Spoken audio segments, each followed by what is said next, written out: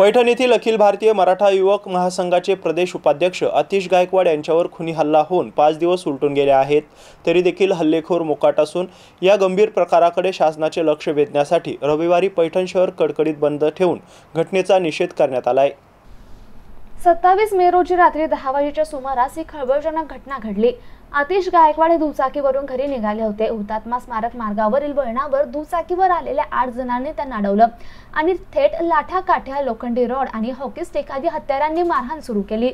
जायबंदी करून दहशत निर्माण करण्याच्या उद्देशाने हल्ला झाल्याची शक्यता आहे। दरम्यान त्यांना प्रचंड गंभीर अवस्थेत छत्रपती संभाजीनगर येथील खासगी दवाखान्यात दाखल करण्यात आलं। 29 तारखेला मराठा योद्धा मनोज जरांगे यांनी त्यांची रुग्णालयात जाऊन भेट घेतली। पैठण पोलिसांनी आतिश गायकवाड यांचा जबाब नोंदवून घेतला असून अज्ञात हल्लेखोरांविरुद्ध गुन्हा नोंद केलाय।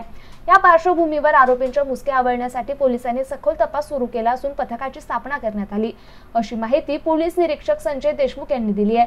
तथापि 5 दिवस उलटून गेले तरी आरोपींचा सुगावा लागत नसल्याने सर्वपक्षीय सामाजिक संघटनांनी चिंता व्यक्त केली आहे। तसेच शासन स्तरावरून या प्रकरणी दखल घेतली जावी, लवकरात लवकर समाजकंटकांना अटक करून हल्ल्याचं कारण स्पष्ट व्हावं यासाठी रविवारी पैठण शहर कडकडीत बंद ठेवून सरकारचं लक्ष वेधण्यात आलं।